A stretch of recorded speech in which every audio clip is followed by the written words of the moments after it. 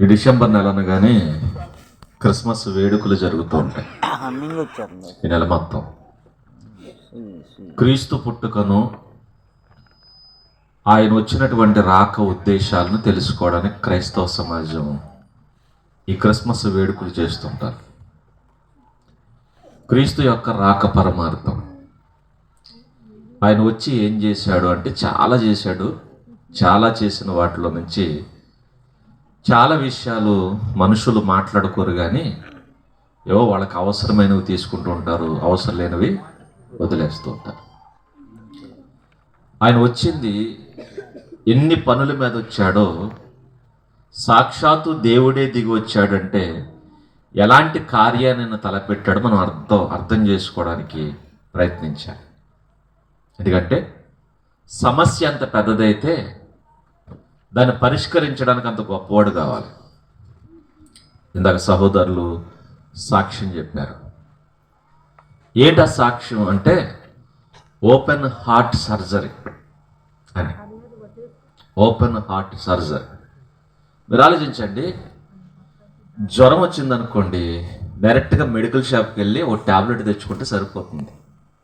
వెళ్ళి అయ్యా ఫీవర్గా ఉంది, మాకు ట్యాబ్లెట్ ఇవ్వండి అంటే ఫీవర్కి మెడికల్ షాపులో పనిచేసే ఒక బాయ్ మనకి ఒక ట్యాబ్లెట్ ఇచ్చేస్తాడు. ఓపెన్ హార్ట్ సర్జరీ చేయమని మెడికల్ షాప్కి వెళ్తే చేస్తాడా? చేయడు. లేదండి కాస్త జ్వరం తీవ్రంగా ఉందనుకో, ఆర్ఎంపీ డాక్టర్ గారి దగ్గరికి వెళితే చేసేస్తాడు. ఒక ఇంజక్షన్ చేస్తారు, పంపించేస్తారు. కానీ ఓపెన్ హార్ట్ సర్జరీ చేయమంటే ఆర్ఎంపీ డాక్టర్ గారు చేస్తారా? చేయరు.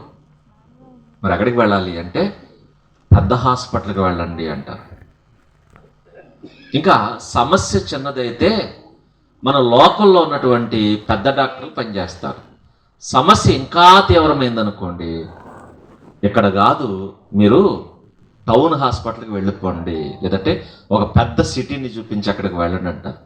హైదరాబాదా, చెన్నై, ఇలా ఏదో ఒక ప్రదేశాన్ని చూపిస్తూ ఉంటారు. ఆడ వెళితే ఇంకా సమస్య పెద్దదనుకోండి, కొన్నిసార్లు అంటారు విదేశాల నుంచి డాక్టర్ గారిని రప్పించారంటారు. అంటే ఎంత గొప్ప వ్యక్తి వస్తున్నాడో సమస్య అంత పెద్దదన్నమాట. సమస్య ఎంత పెద్దదైతే అంత గొప్ప వ్యక్తి దిగి రావాలి. చిన్నదానికి పెద్దోడు రాడు. పెద్దవాడు వచ్చాడంటే సమస్య చాలా పెద్దది. ఇప్పుడు చెప్పండి, దేవుడే దిగొచ్చాడంటే సమస్య పెద్దదా చిన్నదా? చాలా పెద్దది. ఎందుకంటే అది మనుషులు సాధించలేనటువంటిది, మనుషులు చెయ్యలేనటువంటిది. కాబట్టి దేవుడే దిగి రావాల్సి వచ్చింది. కాబట్టి సాక్షాత్తు దేవదేవుడు భూమి మీదకి వచ్చి చేసినటువంటి పని ఏంటి అసలు?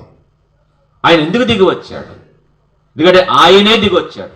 ఎదిగొచ్చాడు అంటే చాలా సందర్భాలు మీరు గమనించండి. చాలా మంది కొంతమంది అంటారు దేవుడట ఎందుకు దిగి వచ్చాడంటే రాక్షసుల్ని, పాపుల్ని చంపడానికి దిగి వచ్చాడంటారు. ఒకవేళ పాపుల్ని చంపడానికి దిగి రావాల్సిన అవసరం ఉందా? ఒకవేళ పాపుల్ని చంపడానికే దేవుడు వచ్చాడు అనుకోండి, మనలో ఎవడన్నా బతుకుతాడా? ఎందుకు బతకం? మనలో పరిశుద్ధుడు ఎవ్వడు లేడు. పరిశుద్ధుడు అనేవాడు ఎవ్వడు లేడు. ఎందుకంటే ఒకవేళ దేవుడు పాపుల్ని చంపాలి అనుకుంటే మన దగ్గర నుంచే మొదలెట్టాలి. లేదండి నేను పరిశుద్ధుడిని, పవిత్రుణ్ణి, నేను ఏ పాపం చేయలేదంటే అర్థం ఏంటంటే నువ్వు ఇంకా దొరకలేదన్నమాట. చెప్పారు కదా, అందరూ దొంగలేనట. నువ్వు దొరికిన దొంగవి, నువ్వు దొరకని దొంగమన్నారు. కొంతమంది నేను ఏ తప్పు చేయలేదు, నేను పరిశుద్ధుని అంటున్నావంటే అర్థం ఏంటంటే నువ్వు ఇంకా దొరకలేదు. గట్టిగా యాక్ట్ చేసావు అనుకో, చెప్పండి, అడ్డంగా దొరికారు. కాబట్టి దేవుడు చెప్పిన మాట ఏంటంటే ఎవడూ లేడు నీతిమంతుడు లేడు, ఒక్కడు లేడు. అందరూ ఏం చేశారు? పాపం చేశారు. పాపానికి బానిసలైపోయిన బతుకులు మనవి. పాపానికి బానిసలైపోయారు.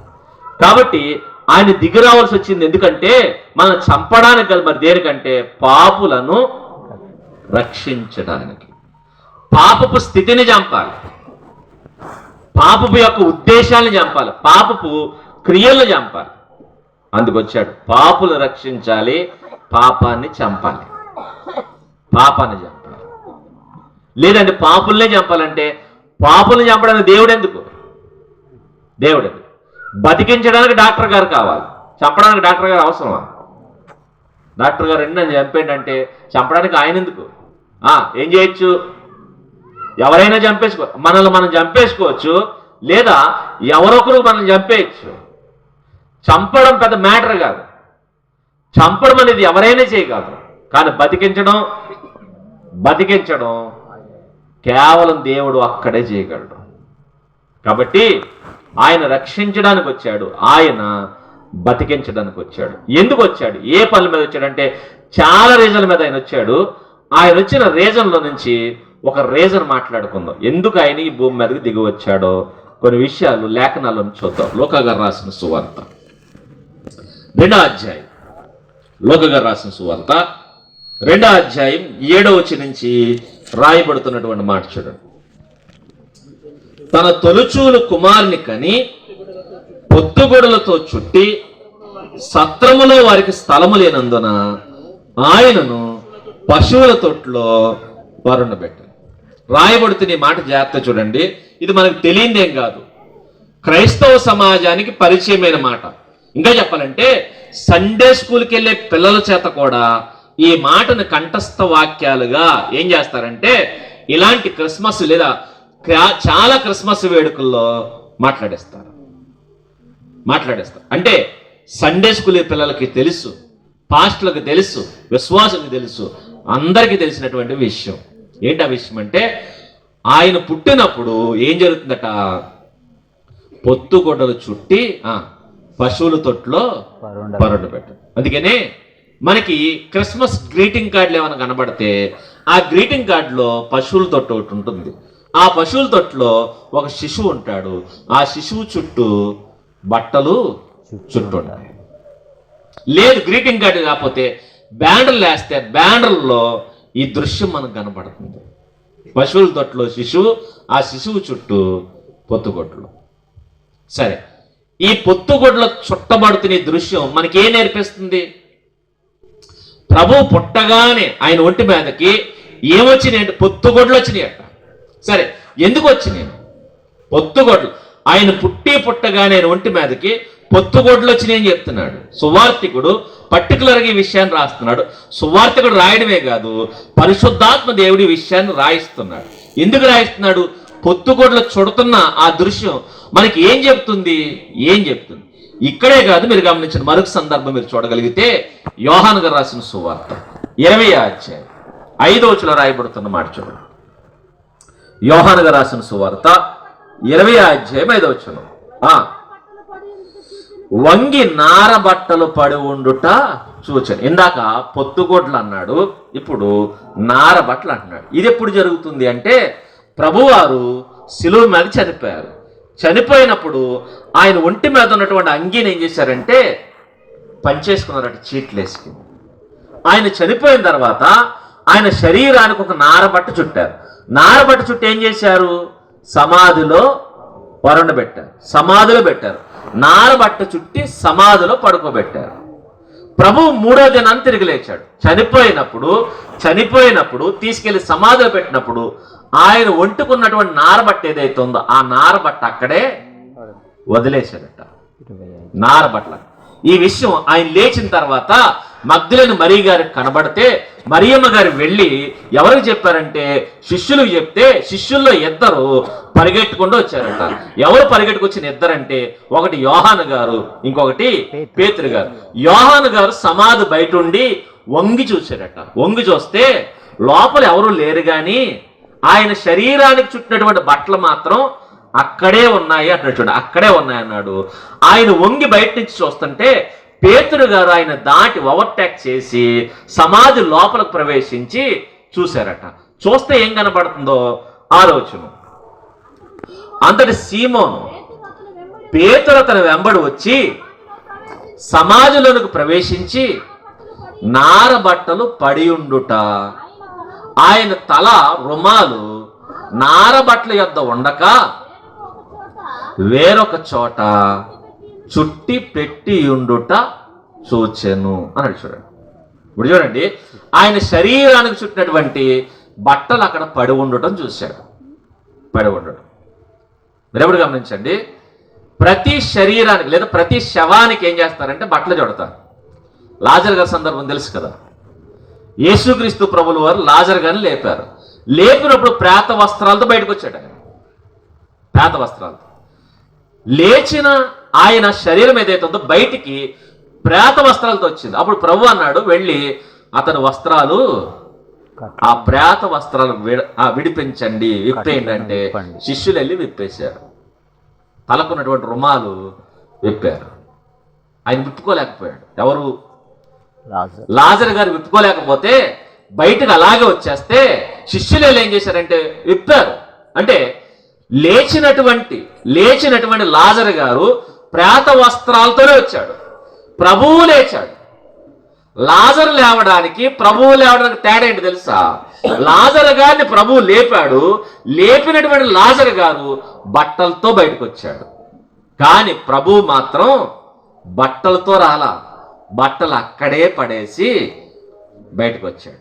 ఆయన తిరిగి లేచాడు. ఇప్పుడు చెప్పండి, ఈ దృశ్యాలు ఏం చెప్తున్నాయి? ఏం చెప్తాయి? పుట్టగానే ఏం చేశాడట? పొత్తుగొడ్లు చుట్టబడ్డాయి. తిరిగి లేచేటప్పుడు ఏం జరిగిందట?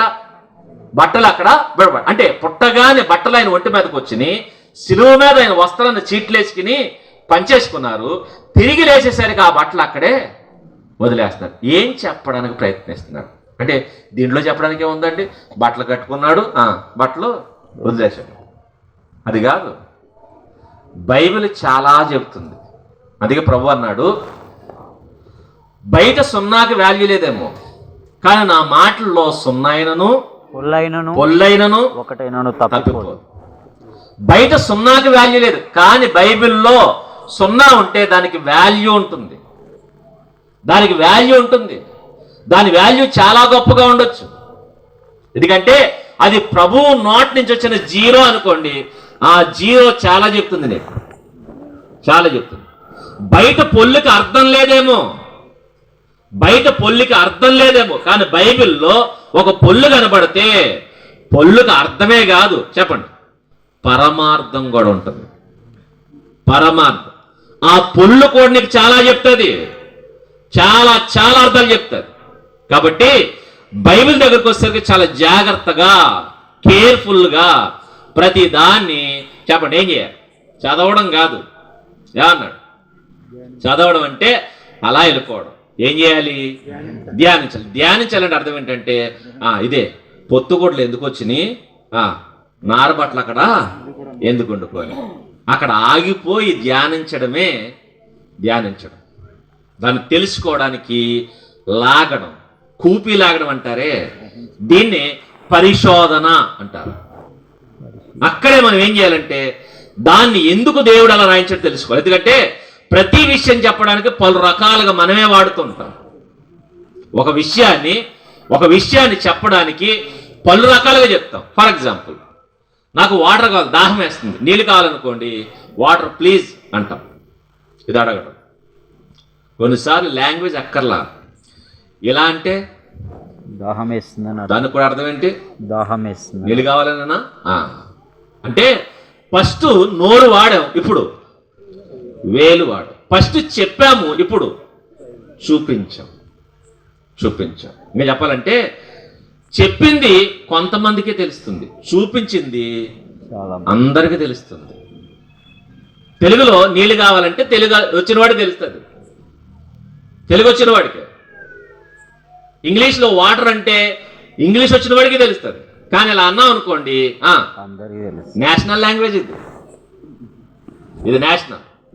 భారతదేశంలోను బయట దేశాలు ఎక్కడికైనా ఏమనొచ్చు ఇలా అంటే ఇంటర్నేషనల్, అందరికీ అర్థం. అందుకనే కొన్ని విషయాలు ఉంటాయి, అవి చూపిస్తారు. ఇప్పుడు ఇలా అంటే నీళ్ళు కావాలని, ఇలా అంటే ఐ లైక్ యూ,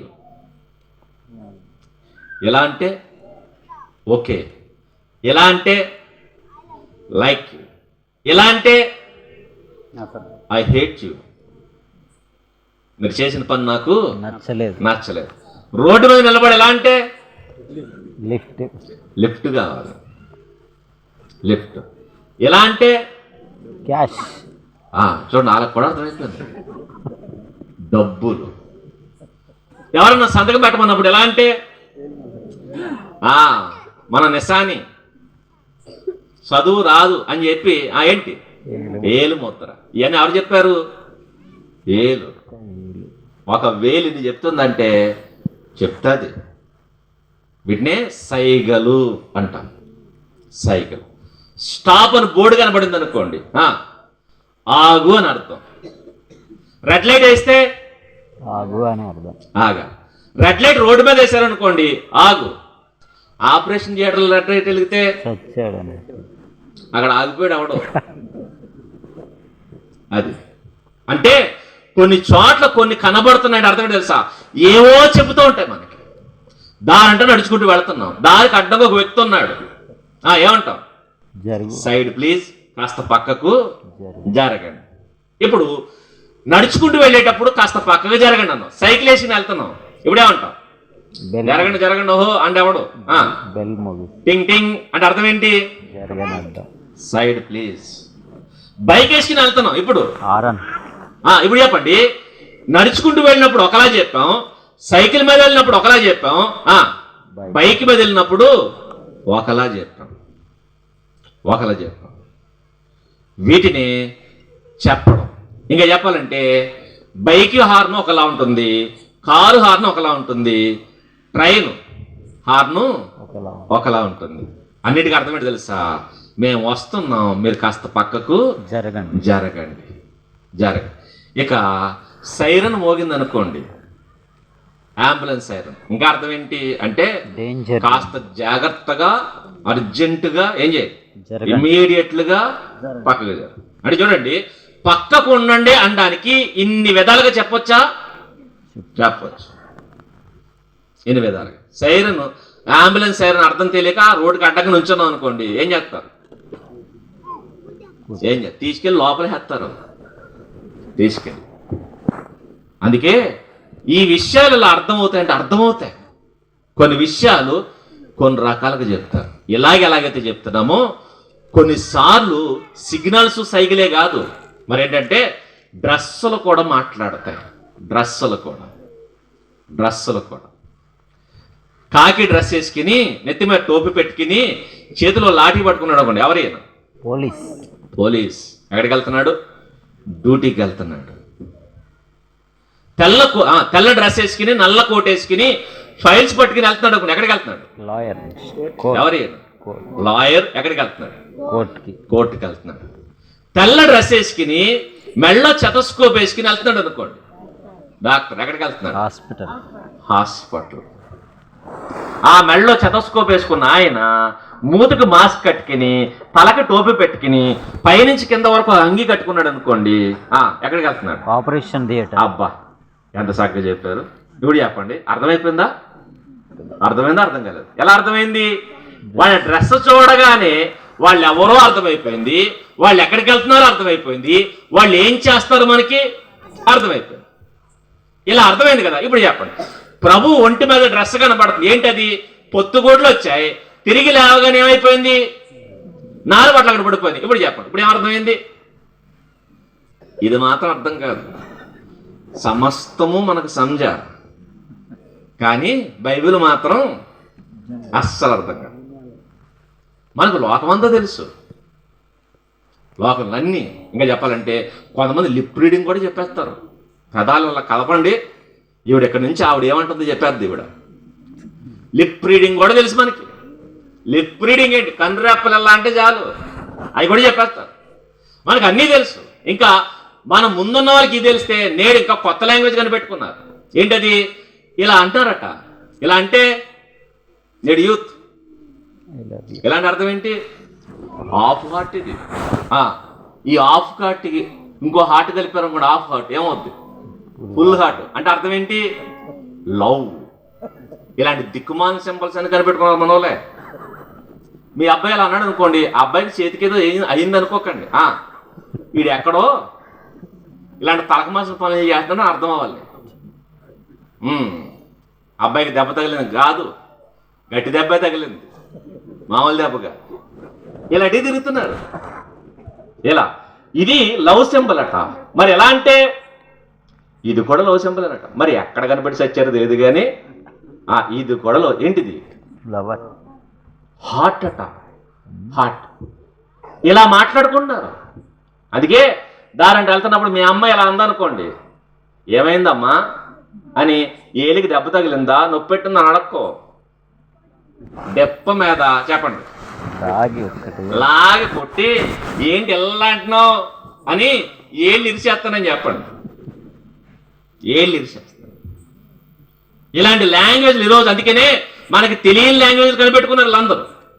మనకే ఉంటే ప్రభు ఎన్ని రకాలుగా మాట్లాడతాడు, దేవుని యొక్క ఉద్దేశాలు ఎన్ని రకాలుగా తెలుసుకోవచ్చు. సింబల్స్ కూడా మాట్లాడతారు. అందుకే మీరు గమనించండి, పాత నిబంధనలో బండ నుంచి నీళ్ళు వచ్చినాయట. కొత్త నిబంధనలో పౌలు గారు అన్నాడు ఆ బండ చెప్పండి క్రీస్తే. అంటే అక్కడ బండ ఎవరిని చూపిస్తుంది? క్రీస్తుని. పాత నిబంధనలు ఎత్తడు సర్పాన్ని ఎత్తారట, అక్కడ ఎత్తడి సర్పమే. కానీ కొత్త నిబంధనలు ఆయన అంటాడు ఎత్తడి సర్పాను చూసిన వాడు అక్కడ రక్షింపబడ్డాడు. ఇప్పుడు ఎత్తడి సర్పానికి బదులు చెప్పండి మనుష్య కుమారుడు ఎత్తబడు. అంటే ఈ శిలువ మరణాన్ని పాత నిబంధనలు ఏం చెప్తుంది? ఎత్తడి సర్పం చెప్తుంది. అంటే కొన్ని గుర్తులు చెప్తాయి, కొన్ని పాతలు చెప్తాయి. దీపస్తంభం, దానికి ఒక మెసేజ్ ఉంది. ఆ దీపస్తంభం చెప్పే మెసేజ్ ఒకటి ఉంటుంది, మందసం చెప్పే మెసేజ్ ఒకటి ఉంది. మందసం ఎందుకు ఉంది, ఆ మందసం యొక్క ఉద్దేశాలు ఏంటి, అది చెప్పే ఉద్దేశాలు ఉన్నాయి, అది చెప్పే మెసేజ్ ఉంది. రాతి పలకలు చెప్పే మెసేజ్ ఉంది, ప్రతీది చెప్పే సంగతి ఉంది. ఇప్పుడు చెప్పండి, వస్తువులు మాట్లాడతాను, వస్తువులే మాట్లాడతాను. ఇప్పుడు ప్రభువు ఒంటి మీదకు బట్టలు వచ్చినాయి, తిరిగి లేవగన బట్టలు అక్కడ వదిలేశాడంటే ఇప్పుడు చెప్పండి ఈ బట్టలు మనతో మాట్లాడతాయా? మాట్లాడతాయా?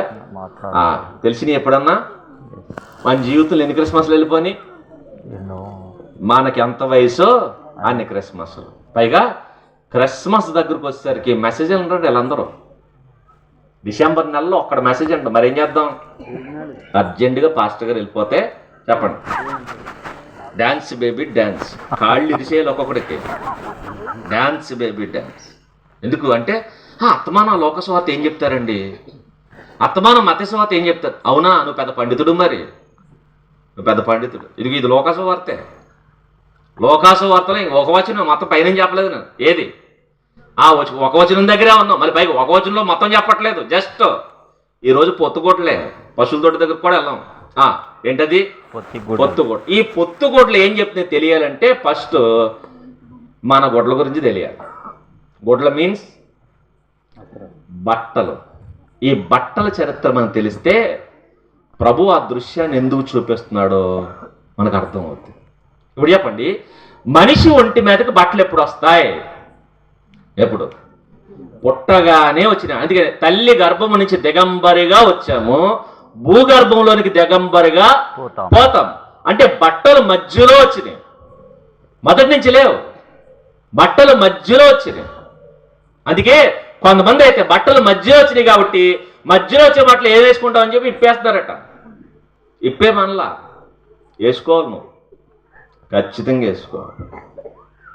ఈ బట్టలు మధ్యలో వచ్చినాయి, మనకి మధ్యలో వచ్చినాయి కదా, మనకే కాదు మధ్యలో రావడం.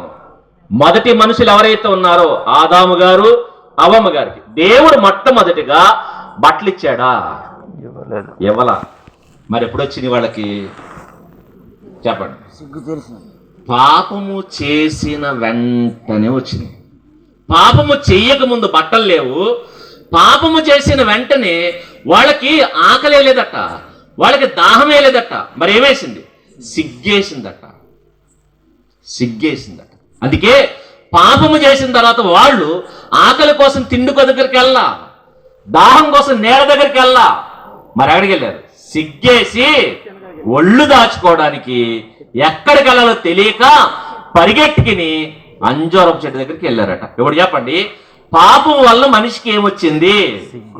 సిగ్గొచ్చింది. ఆ సిగ్గును దాయడానికి ఏమొచ్చింది? వస్త్రం వచ్చింది. అంటే వస్త్రం వెనక కారణం ఏంటి?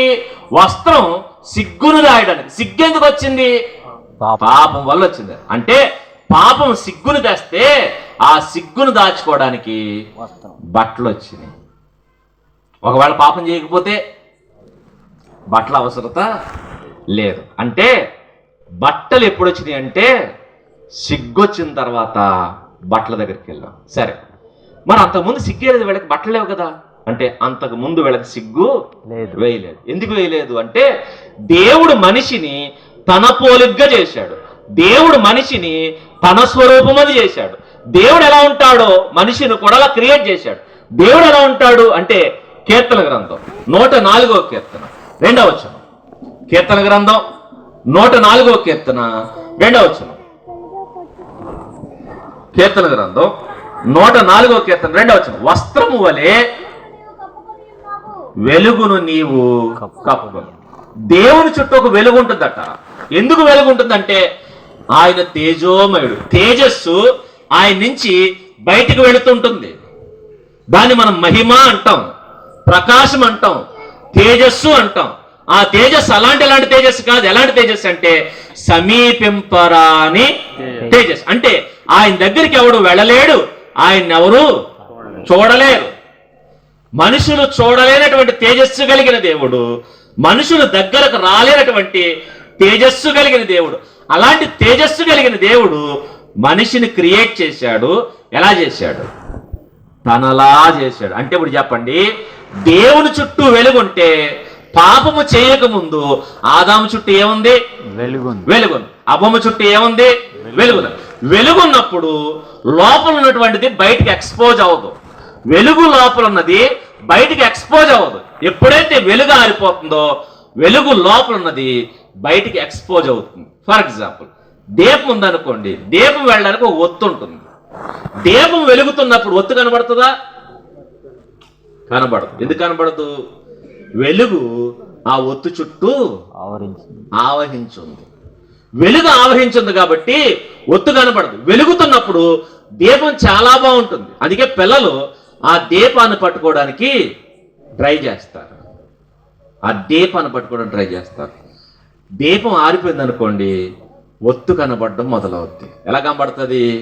ఇందాక అందం కనబడినది ఇప్పుడు నల్లగా, అసహ్యంగా, చండాలం కనబడుతుంది. చండాలంగా చూడండి. వెలుగు దాని చుట్టూ ఉన్నప్పుడు ఒత్తు కనబడు. పోనీ మీకు దీపం తెలియకపోతే క్యాండిల్ లోపల ఏముంటుంది? ఒక దారం ఉంటుంది.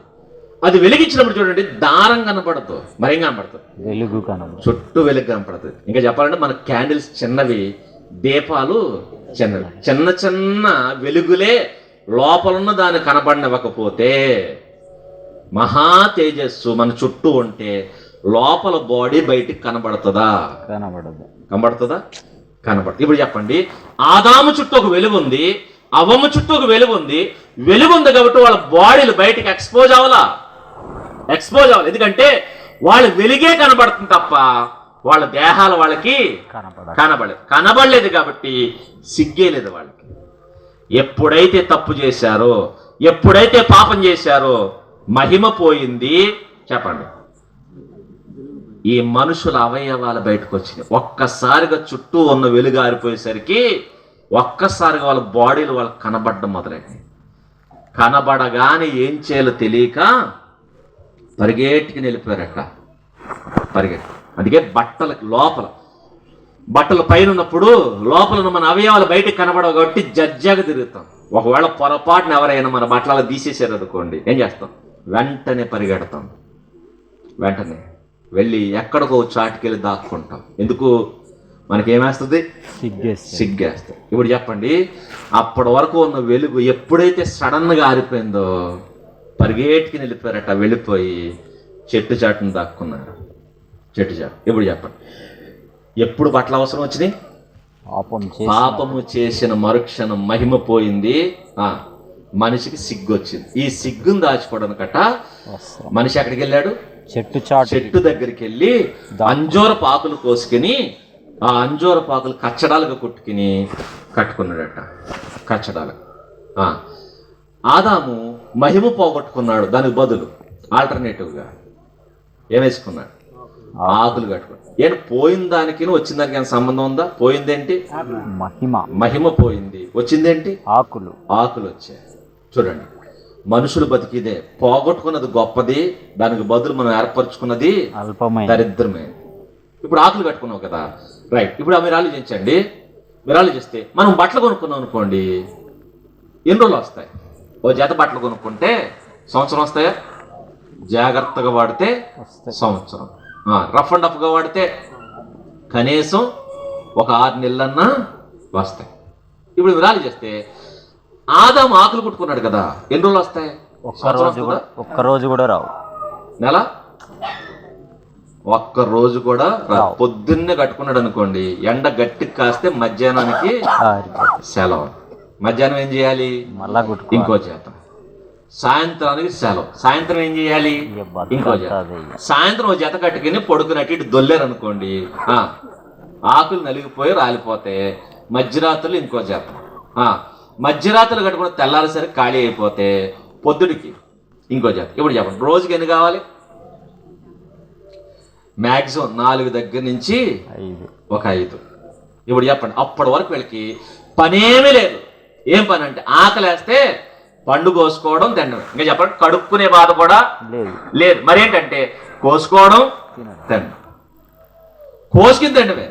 ఇప్పుడు ఎప్పుడైతే పాపం చేశారో తిండి మీద ధ్యాస పోయింది, ఆకలి చచ్చింది, దాహం చచ్చింది. ఇప్పుడు చేసే పని ఏంటంటే, అవమ్మా మన బట్టలు కావాలి, ఏం చేద్దాం అని గవగవ చెట్టెక్కాడట, ఆకులు కోసాడట, కోసి ముందేసుకుని కుట్టేసుకున్నాడట. ఇప్పుడు చెప్పండి, ఈయనకి 5, ఆవిడకి 5, ఎన్ని కావాలి? 10. రోజుకి 10 జతలు కుట్టుకోవాలి. రోజుకి 10 జతలు కుట్టుకోవాలంటే పని ఎక్కువగా ఉందో తక్కువగా ఉందో? ఎక్కువగా ఉంది. ఇప్పుడు మీరు ఆలోచిస్తే వీళ్ళిద్దరు కాడు 10 జతలు సరిపోతాయి. వీళ్ళిద్దరు గడుపు ఇంకో 2 పుడితే ఎంత? 20.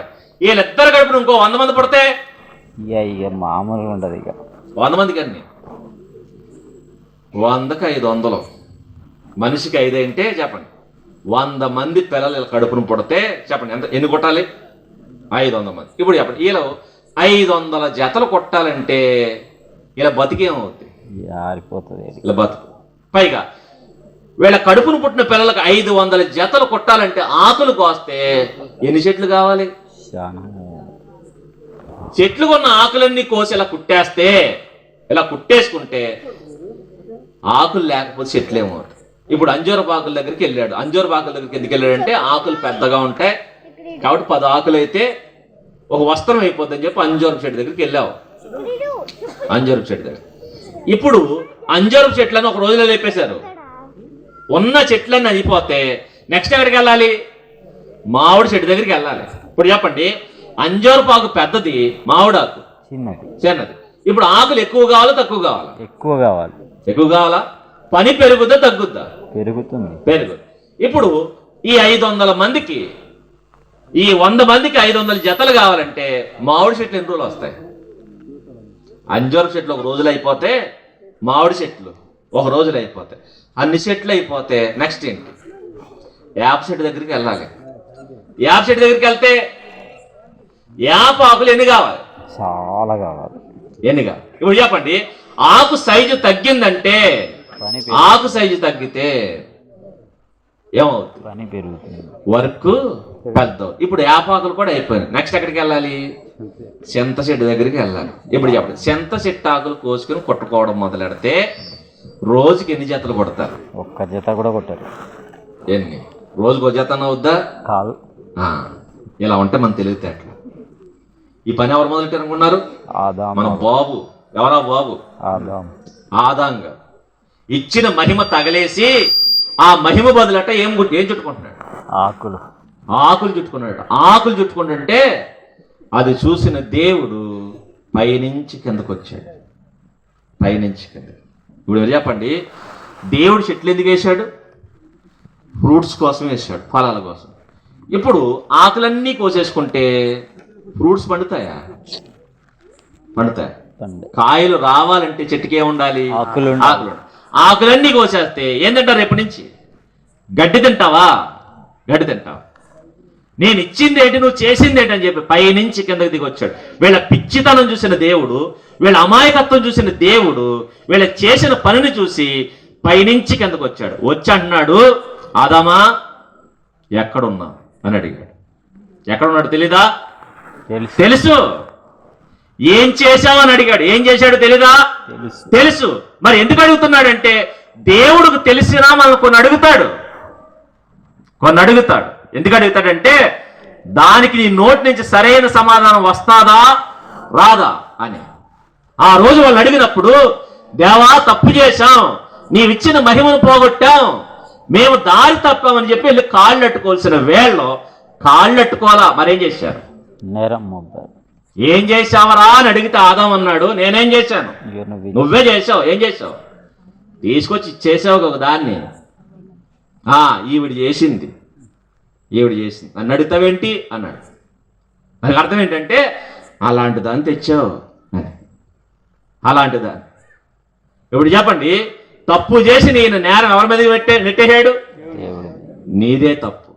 ఒకవేళ ఈవిన్నే తేకపోతే, ఈవిన్నే చేయకపోతే నేను తప్పు చేసేవాడిని కాను. ఆవిడ దగ్గరికి వెళ్ళి ఏంటమ్మ అవమ్మ అని అడిగితే ఆవిడేమంది? నేనేం చేశాను? అది చేసిందన్న. అది ఎవరు? సర్పం. దానికి అర్థం ఏంటంటే అది నన్ను ఇలా చేసింది. మరి దాన్ని ఎవరు చేశారు? నువ్వు దాన్ని చేసావు, అది నన్ను మాయ చేసింది. కాబట్టి తప్పు నాదేంటి? తప్పెవరిది? నీదే.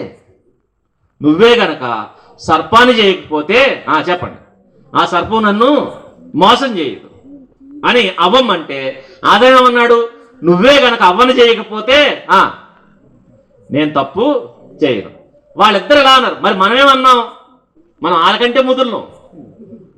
ఎందుకంటే చెప్పారు కదా, బావట 1 నంబర్ అట, బేటా 10 నంబర్ అట.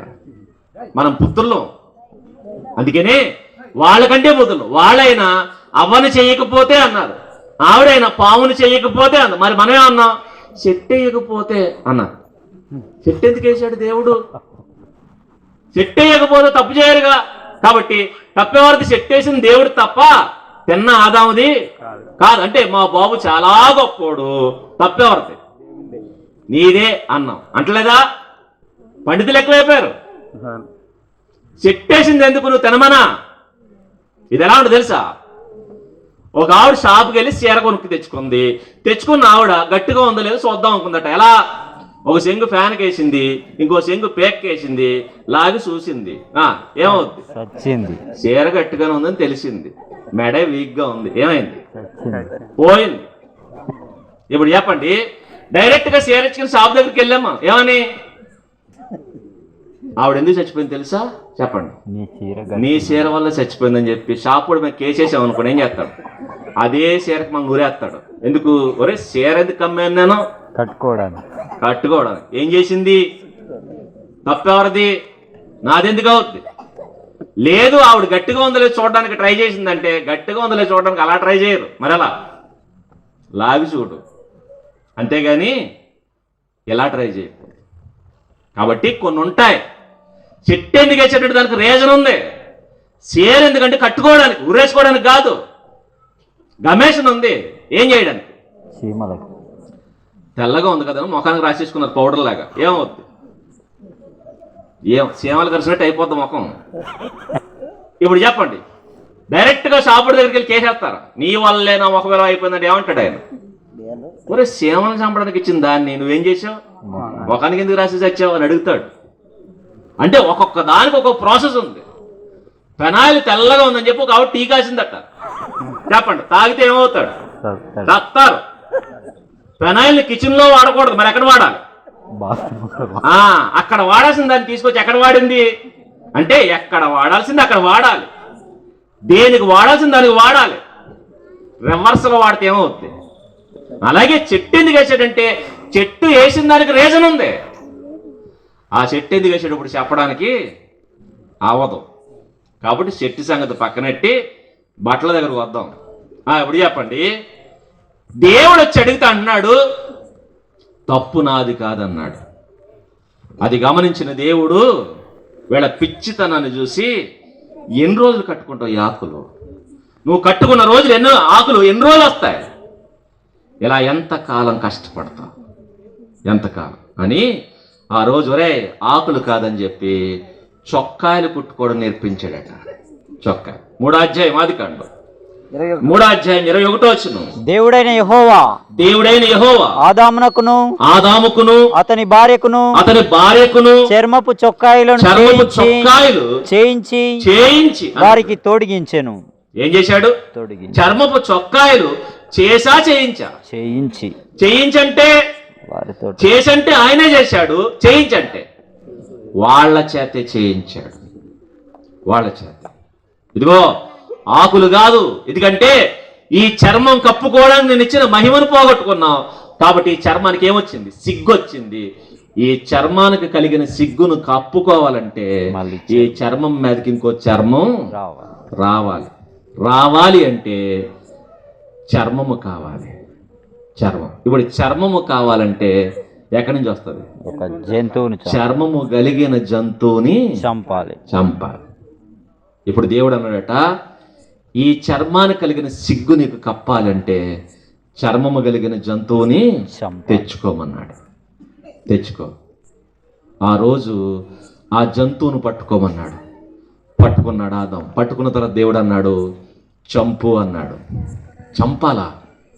చంపాలి. ఎందుకు చంపాలి? ఆయన సిగ్గు. దాని చర్మం నీ చర్మం మీదకి రావాలంటే అది చావాలి. అది చస్తేనే తప్ప దాని చర్మం నీ ఒంటి మీదకి రాదు. ఇప్పుడు దాని చర్మం నీకు కావాలంటే దాన్ని చంపన్నాడు. ప్రభు చంపడం ఏంటంటే చంపు. ఆ రోజు ఏడ్చుంటాడండి. ఇద్దరు దొల్లి ఏడ్చుంటారు, గొక్క పెట్టి ఏడ్చుంటారు. చంపడం ఏంటి ప్రభు అంటే చంపాలి. దాన్ని చంపమన్నాడు. దాన్ని చంపినప్పుడు ఏడ్చుంటాడు. అది చంపినప్పుడు దాని రక్తం వీళ్ళ ఒంటి మీద చిమ్మితే ఆ చిమ్మిన రక్తాన్ని చూసి ఏడ్చుంటాడు. అది చంపినప్పుడు అది కొట్టుకుని చూసారు గిలగిల, అది కొట్టుకుంటున్న దృశ్యాన్ని చూసి ఉంటాడు. ఆ కొట్టుకుంటున్నప్పుడు దాని ఒంటి మీద చర్మం లాగాలి. చర్మాన్ని లాగుతున్నప్పుడు ఏడ్చుంటాడు. లాగిన చర్మం ఎండబెట్టాలి. ఎండబెట్టిన చర్మాన్ని కట్ చేసి చొక్కాలకు కుట్టుకుని ఒంటి మీద వేసుకోవాలి. మీరు గమనించండి, ఆదాము ఆ గొర్రె ఏడుపును మర్చిపోయి ఉండడు. ఆ గొర్రె కొట్టుకోవడం మర్చిపోయి ఉండడు. ఆ గొర్రె పెట్టిన కేకలు మర్చిపోయి ఉండడు. దాని రక్తాన్ని మర్చిపోయాడు. ఎందుకంటే మనుషులు మానవత్వం కలిగిన వాళ్ళు. ఇంకా చెప్పాలంటే దేవుని పోలికగా పుట్టిన మనలో ఒక మానవత్వం ఉంటుంది, మంచితనం ఉంటుంది. మంచితనం ఎలాంటి మంచితనం అంటే చీమకు కూడా హాని చెయ్యరు అంటారు చూసారా, అలాంటి తనం ఉంటుంది. అందుకే మన కళ్ళ ముందు ఒక పాము కప్పను పట్టుకుంది అనుకోండి, పామును కొట్టి కప్పను కాపాడు. గర్దొచ్చి పామును పట్టుకుంది అనుకోండి, గర్దను కొట్టి పామును కాపాడు. ఎందుకంటే మన కళ్ళ ముందు ఏది చచ్చిపోకూడదు. ఇలా ప్రతిదాన్ని కాపాడడానికి ట్రై చేస్తాడు మనిషి, మానవత్వం కలిగిన మనిషి. అదేటండి మేమేం అలా ట్రై చేయట్లేదంటే మీరు ట్రై చేయరు. ఎందుకంటే మీరు మనుషులు కాదు. మనిషికి అయితే ఏముంటది? మానవత్వం. నేడు మానవత్వం ఉందా? లేదు. సీమగా హాని చేయడం కాదు, చెప్పండి. మనిషికే హాని. చివరికి ప్రతి వాళ్ళకి హాని చేయకపోతే మనకి ఏం ఎక్కదు, నోటికి భోజనం ఎక్కదు మనకి. అందుకే తెల్లారి పొద్దున్న లేస్తే ఎవడొకటి టోపీ పెట్టాలి, ఎవడొకటి తొక్కేయాలి, ఎవడొకటి నాశనం చేయకపోతే మనకి బొవ్వెక్కదు. ఈ రోజు అలా అయిపోయారు. ఒకప్పటికి ఇప్పుడు మనం తేడా తెలుసా? ఒకప్పుడు నెత్తురు చూస్తే చెప్పండి కళ్ళు తిరిగి కిందకి పోయారట ఆడవాళ్ళు. మరి ఇప్పుడు నెత్తురు చూడండి నిద్రొత్తలేదు మనకు ఎవరికి. ఈ కళ్ళు ఒకప్పుడు నెత్తురు చూస్తే కళ్ళు తిరిగి కింద పోయారు. మరి ఇప్పుడు కళ్ళు నెత్తురు చూస్తేనే తప్ప ఈ కళ్ళు ఆనందపట్టలేదు. ఒకప్పుడు రక్తం అంటే భయం మనకి. కళ్ళ ముందు యాక్సిడెంట్ జరిగితే ఆ దృశ్యాన్ని చూస్తే గజగజ వణికిపోయేవారు. వణికిపోవడమే కాదు, కొన్ని రోజుల పాటు మంచం పట్టేసేవారు. కొన్ని రోజులు మీకు తెలియదులేండి, మీ ముందున్న తరాన్ని అడగండి, అమ్మమ్మని అడిగితే చెప్తారు. నిజమేనమ్మా, ఏ దృశ్యమైన ఏ యాక్సిడెంట్ అని వాళ్ళ కళ్ళ ముందు కనపడితే జ్వరం వచ్చేది. యాక్సిడెంట్ దాకా ఎందుకు, ఒక ఊళ్ళో ఏ మనిషి అన్న చచ్చిపోతే చనిపోయిన వీళ్ళకి ఎలాంటి బంధుత్వం లేకపోయినా మనిషి చచ్చిపోయిన బాధను బట్టి భోంచేసేవారు కాదు. మాతో మాట్లాడిన మనిషి మాతో కలిసి తిరిగిన మనిషి, ఆ మనిషి మాకు తెలుసని చచ్చిపోయిన మనిషిని బట్టి బాధ. మరి ఎప్పుడు చావును కూడా ఎంజాయ్ చేస్తున్నాం. చావు చివరికి శవాన్ని ఎదురొస్తున్నప్పుడు చూస్తే జ్వరం వచ్చేసేది. జ్వరం వచ్చేది. పిల్లలు చూసిన, పెద్దోళ్ళు చూసిన శవాన్ని కనుక చూశారా, శవం వాళ్ళు నడిచి వెళ్తున్నప్పుడు ఎదురొచ్చిందా, జ్వరం వచ్చి ఇంట్లో పడుకున్నారు. మరి ఇప్పుడు మన పిల్లల శవాల మీద కాదు, శ్మశానంలోకి వెళ్ళి డ్యాన్సులు వేస్తారు. ఎందుకంటే ఈ రోజు ఉన్న వాళ్ళు మనుషులు కాదు, మృగాలేలు. ఒకప్పుడు ఉన్న సున్నితత్వం చచ్చిపోయింది. ఎందుకంటే మనకి రక్తాన్ని అలవాటు చేసేసారు. మెల్లమెల్లగా రక్తం చూడడం అలవాటైపోతుంది. మనకి రక్తం చూడడం ఎలా అలవాటైపోయింది అంటే, ఎవరు మనకు పాఠశాలలు ఉన్నాయి. ఏ పాఠశాలలో? సినీ పాఠశాల. సినిమాలు మీరు గమనించండి, హీరో అంటాడు, ఏం చేస్తాడు? 10 మందికి అన్నం పెడతాడా? 10 మందికి సాయం చేస్తాడు? కాదు. మరి ఏం చేస్తాడు? 10 మంది తలకాయలు నరికేస్తాడు. అది ఏ హీరోని చేసినా వాడి చేతిలో కత్తి ఉంటుంది, వాడి ఒంటి మీద రక్తం ఉంటుంది. ఆడెవడే మీకు హీరో? పైగా హీరో కదట, ఆడు మా దేవుడు. ఆ దేవుడికి ఇడు భక్తుడు. అందుకనే ఆ దేవుడు ఫోటో వేయించి ఆడి సంఖలో ఫోటోలు వేసుకుంటారు. ఎందుకంటే మేము ఈడి సంఖ నాగడానికే పుట్టాం, దాన్ని సింబాలిక్గా చెప్పడానికి.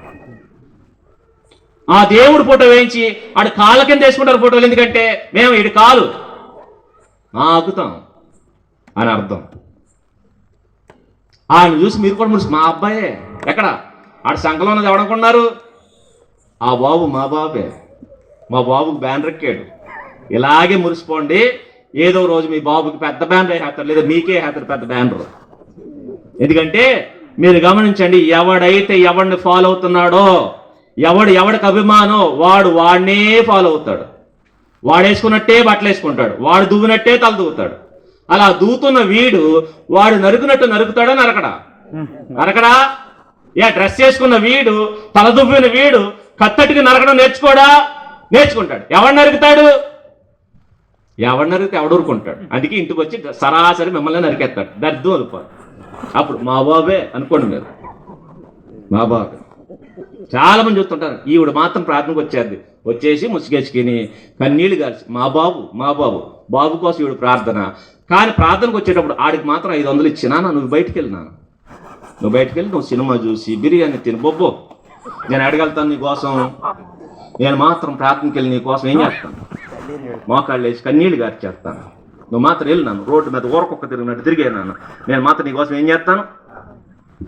ఇప్పుడు మీ కన్నీళ్లు కరిగిపోయాడు ఏమన్నా మారతాడనుకుంటున్నారా? ఆయన ఎక్కడ తీసుకురావాలి? ప్రార్థన తీసుకొచ్చే తల్లు ఉన్నారా? లేదు, సినిమాలు పంపించే తల్లు ఉన్నారు. మళ్ళీ పైగా ఇప్పుడు తిరగకపోతే ఎప్పుడు తిరుగుతాడండి? తిరిగి నిన్ను ఏదో రోజు గంగిరెత్తుని తిప్పినట్టు తిప్పుతాడు నిన్ను కూడా. చెప్పండి, వదిలేండి. అందుకనే సున్నితత్వం చచ్చిపోయి ఏమొచ్చింది? అలా నరకడం చూసిన వీళ్ళకి నరకడం అలవాటైపోతుంది. సినిమాల్లో నెత్తురు, వీడియో గేమ్లు ఆడుతున్నారు చూసారా? ఏం గేమ్లు? వ్యవసాయం చేయడం నేర్పిస్తారా? మరి ఏం నేర్పుతున్నారు వీడియో గేమ్లో? ఫ్రీ ఫైర్ అట, పబ్జి అట. ఏంటి? కాల్ చేసుకోవడమే. తపా ఏంటి సౌండ్లు? ఏం చేస్తున్నారు? కాల్చుకోవడం, గేముల్లో కాల్ చేసుకోవడం, సినిమాల్లో నరికేసుకోవడం. ఈ చూసిన వీడు ఎలా తయారవుతాడు? అలాగే తయారవుతాడు. మిమ్మల్ని కూడా ఏదో ఒక రోజు కాల్ చేస్తాడు. అమ్మ కొనిచ్చిందట ఐఫోను, ఏదో ఒక రోజు నీ కళ్ళు పీకేపోతాడు. అడుగు. పిల్లల్ని కంట్రోల్ చేయకపోతే ఎంత ప్రమాదాన్ని ఎదుర్కోవాలి మీకు తెలియదు. పైగా మీరు కంట్రోల్ చేయరు, మీరు మాట అనరు. ఇంట్లో ఉన్న అమ్మమ్మో నాయనమ్మో తాతయ్య పొరపాటుని ఏంట్రది అన్నారనుకోండి, నా కొడుకుని అనాల్సిన పని ఏంటి అన్నదట ఈవిడ. మీ అమ్మ నా కొడుకుని ఎందుకు అంది? పెద్దవాడు ఆడే కాదు, నిన్ను అనాలి. మీ అమ్మ నా కొడుకుని ఎందుకు అనాలి? మీ నాన్న నా కొడుకు మీద ఎందుకు కేకలయ్యారు? కాబట్టి ఇంట్లో ఉండొద్దు. ఏం చేద్దాం? నడవండి, మన పిల్లల్ని తీసిన పోదాం. ఎక్కడికి? చెట్టు కింద పోండి, దరిద్రం వెళ్ళిపోదు. ఇలాగే మీరు వదిలేస్తే రేపొద్దున భయంకరమైన తరాన్ని చూస్తాం. ఇప్పటికే చూస్తున్నాం. అందుకనే ఈ నెత్తులు అలవాటైపోయిన వేళ్ళు ప్రేమకు అడ్డొచ్చిందట. తల్లి ఏం చేసింది? అమ్మని వేసేసింది. ఎందుకు? ప్రేమ, లవ్. లవ్. డబ్బులు అడిగితే ఇవ్వలేదట తల్లి. ఏం చేశాడు తెలుసా? గుండెలు కోసి ఆ గుండెలు తీసి ఆడుకున్నాడట వాడు. డబ్బులు అడిగితే ఇవ్వలేదు, కన్న తల్లి గుండెను కోసేసినవాడు ఎవడో ఈ తరములో ఉన్నారు. ఇప్పుడు చెప్పండి, వీళ్ళకి నెత్తురు ఏమైంది? నెత్తురు చూస్తే సరదా వీళ్ళందరికీ నెత్తురు. అందుకనే సినిమాలో హీరో తల నరుకుతుంటే ఏం చేస్తున్నారు? అలా తల ఎగిరినప్పుడు అంటే వీళ్ళకి హై వచ్చిందట, కేకలు ఏళ్ళలో పూలు చేస్తున్నాడు. ఆడు నరికేస్తున్నాడు, పూలు చేస్తున్నాడు. అంటే ఇప్పుడు చెప్పు, ఒక మనిషి ఇంకొక మనిషిని చంపుతున్నప్పుడు నీకు ఆనందం వేస్తుందంటే నువ్వు మనిషివా దెయ్యానువా? దెయ్యానువా మనిషి. ఎందుకంటే మనిషి మనిషిని చంపడం కాదు, మనిషి చివరికి ఒక జంతువు చంపినా తట్టుకోలేని మనిషి ఒక మనిషి ఇంకొక మనిషిని చంపుతుంటే నువ్వు ఆనందంతో కేకలేస్తున్నావు అంటే, పూలు చెప్తున్నావు అంటే నీలో ఉన్నది ఎవడు? నువ్వు దెయ్యాను నువ్వు. ఎందుకంటే దెయ్యం గురించి దేవుడు చెప్పిన మాట, వాడు ఆది నుండి నరహంతకుడు. మనిషి చావును చూసి కేకలేసేవాడు ఎవడనుకుంటున్నారు? దెయ్యం. ఇప్పుడు చెప్పండి, మీ పిల్లలు తలలు అలా ఎగురుతుంటే కేకలేస్తున్నారు అనుకోండి, మీ పిల్లలు ఎవరు? దెయ్యాలు. దెయ్యాలు. ఒక దెయ్యాన్ని నువ్వే కన్నావు, ఆ దెయ్యాన్ని కన్నా పెద్ద దెయ్యానివి నువ్వే. ఇలాంటి దెయ్యాలతో చాలా జాగ్రత్తగా ఉండండి, చాలా జాగ్రత్తగా. ఇలాంటి దెయ్యాలు అయిపోయారు, కానీ ఒకప్పుడు ఇలా లేరు. ఇప్పటికీ మీరు గమనించిన కొంతమంది ఉంటారు, ఎద్దులు ఉంటే ఎద్దుల్ని బిడ్డల్లా చూసుకుంటారు, బిడ్డల్లా. పశువులు ప్రేమగా చూసుకుంటారు. ఇంకా పూర్వం వెళ్తే వాళ్ళ ఇంట్లో పెంచుకున్న కోళ్ళను కూడా కోసేవారు కదండి. కోసుకోవడానికి ఇష్టం లేక ఏం చేయాలి? చచ్చిపోతే పడేసేవారు తప్ప దాన్ని కోసేవారు కాదు. ఇంటికి ఎవరైనా చుట్టం వస్తే పక్కింటికి వెళ్ళి కోడిని తెచ్చేవారు. మా ఇంటికి బంధువు వచ్చాడు, మీ కోడిని మాకు ఇవ్వండి.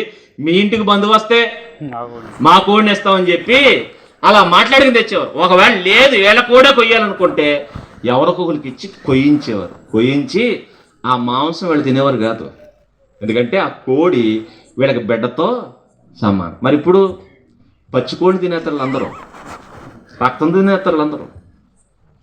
అలాంటి బ్యాచ్ అయిపోయింది. ఎందుకు? ప్రేమలు లేవు, మానవత్వం లేదు, విలువలు లేవు, ఏమి లేవు, అన్నీ తగలేసేసాం మనం, తగలేసేసాం. కానీ ఒకప్పుడు ఇంత ప్రేమగా ఉండేవారు. అందుకే మీరు గమనించండి, కుక్కను పెంచుకునే బ్యాచ్ అంతా చూసారా? ఈ కుక్కను పెంచుకునే బ్యాచ్ వాళ్ళ ఇంటికి వెళ్ళి కుక్కను కుక్క అనండి, వాళ్ళనే కుక్క అన్నట్టు ఫీల్ అయిపోతారు. ఇంకా చెప్పాలంటే వాళ్ళని కుక్క అన్న ఫీల్ అవ్వరు. కుక్కని నన్ను పిలిచినా పర్వాలేదు, ఎవరి పిలవకు, మా కుక్కను మాత్రం పిలవకు. ఎందుకంటే ఆ కుక్క పేరెట్టారు, పప్పియో టామియో స్నూపియో, అందుకని ఆ పేరెట్టే పిలవండి అని. నేను మన వీడియో చూశాను, వాళ్ళ అమ్మకి ఎగేస్తుంది, ఒరే కుక్క పాయసం కాసిన తాగరా అంది. వీడు కుక్క ఇంకా చూస్తున్నాడు, కుక్క అంటుంది, ఒరే నా పేరు లక్కీరా. అమ్మ నన్ను కేకెత్తే ఏమని కేకెత్తది? లక్కీ పాలు దాగంటది. కుక్కానికి కేకేసిందంటే నన్ను కాదురా, మరి ఎవరిని? నిన్నేరా అందట. అందుకని కొడుకులు కుక్కలైపోయారు, కుక్కలు కొడుకులైపోయారు. కుక్కల మీద అంత ప్రేమ ఉంటుంది. కుక్క అంటే ఒప్పుకో, ఎందుకంటే మనం పేరెట్టుకున్నాం. ఇప్పుడు మనం పేరెట్టుకున్న కుక్క అంత ప్రేమగా చూసుకున్నాం కదా. జంతువులన్నిటికీ పేరెట్టింది ఎవరు? ఆదాం. ఇప్పుడు చెప్పండి, ఆ పశువుని చంపమన్నాడే, ఆ పశువు పేరెట్టింది ఎవరు? ఆదాం. దాంతో ఆదాము గారికి బాండింగ్ ఉందా లేదా? ఉంది. వాళ్ళ బెస్ట్ ఫ్రెండ్స్ ఎవరు అనుకుంటున్నారు? పక్షులు, పశువులు. అవ్వమ్మ గారి బెస్ట్ ఫ్రెండ్ ఎవరు? సర్పం. డైలీ బతకనెట్టిదట ఎవరితో? సర్పంతో. బాగున్నావా, భోంచేసావా, ఏం తిన్నావు అని అడిగితే ఏం తిన్నాను, ఇది ఈ కాయ తిన్నందట.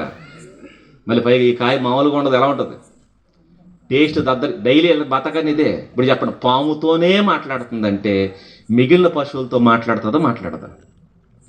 పశువులతో మాట్లాడేంత చనువు ఉంది వాళ్ళకి.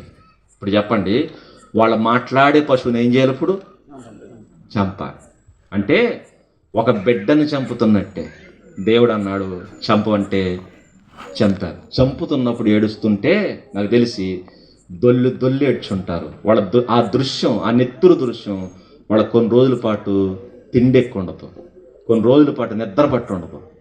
ఆ ఒంటి మీద చర్మాన్ని చూసినప్పుడల్లా ఆ జంతువు వాళ్ళకి గుర్తు వస్తుంది. దాన్ని చూసి ఏడుస్తుంటే దేవుడు అని ఉంటాడు, రే జంతువుని చంపడానికి ఏడుస్తున్నావు కదా, జంతువుని చంపడానికి. జంతువుని చంపిన నీ ఒంటి మీదకి ఏమొస్తుంది? చర్మమే వచ్చింది. నువ్వు పోగొట్టింది ఏంటి? మహిమ. మహిమ. జంతువుని చంపితే పోయిన మహిమ రాలేదు నీకు, మరేమొచ్చింది? చర్మం. నీ సిగ్గును కప్పుకోవడానికి చర్మం వచ్చింది తప్ప మహిమ రాలా. మరి జంతువుని చంపడానికి ఏడుస్తున్నావు కదా, జంతువుని చంపినా నీ ఒంటి మీదకి చర్మం వస్తుంది. పోయిన మహిమ రావాలంటే జంతువుని కాదు చంపాల్సింది, మరి ఎవరిని? నన్నే చంపాలి. నన్ను. నీ కళ్ళ ముందు పుట్టిన పశువును చూసి ఏడుస్తున్నావు, నువ్వు పేరెట్టిన పశువుని ఏడుస్తున్నావు. కానీ నువ్వు చంపాల్సింది ఎవరంటే పశువునే కాదు, నన్ను చంపాలి. ఎవరు? నాకు నువ్వు పేరెట్లా, నేనే నీకు పేరెట్టాను. నీ కళ్ళ ముందు నేను పుట్లా, నా కళ్ళ ముందు నువ్వు పుట్టావు. కాబట్టి నువ్వు పోగొట్టిన మహిమ నీకు తిరిగి రావాలంటే నిన్ను పుట్టించిన నన్ను, నిన్ను సృజించిన నన్ను చంపితేనే తప్ప నువ్వు పోగొట్టిన మహిమ తిరిగి రాదు. నేను ఇచ్చిన మహిమ తేలిగ్గా పోగొట్టేశావు, నేను ఇచ్చిన మహిమని తేలిగ్గా వదిలేశావు నువ్వు. కానీ తిరిగి ఆ మహిమ రావాలంటే నేను వచ్చి చనిపోతేనే తప్ప నీకు ఆ మహిమ రాదు. అంటే ఇప్పుడు నువ్వు చంపాల్సింది ఎవరిని? అందాక పశువుని చంపి చర్మం కప్పుకో, తర్వాత నేను వస్తాను, వచ్చి ఏం చేస్తాను? మీ కోసం నేను చేస్తాను. ఎందుకంటే నువ్వు చంపుతుంది జంతువుని. జంతువుకి ఏముంది? చర్మం ఉంది తప్ప మహిమ లేదు. అంటే పోయిన మహిమ రావాలంటే మహిమ కలిగినని చంపాలి. అందుకనే చర్మము లేని జంతువుని చంపితే చర్మము రాదు, మహిమ లేని మనిషిని చంపితే మహిమ రాదు. ఇప్పుడు తిరిగి మహిమ రావాలంటే ఎవరిని చంపాలి? మహిమ గలవాని, మహిమ కలిగిన దేవుడు. అంటే ఆ మహిమ కలిగిన దేవుడు చచ్చిపోదాం తప్ప పోగొట్టుకున్న మహిమ మనకి తిరిగి రాదు. ఇప్పుడు ఆ రోజు చెప్పాడు, నేను వస్తాను, వచ్చి మీకు మహిమను ఇస్తాను అని చెప్పి ఆ రోజు చెప్పాడు.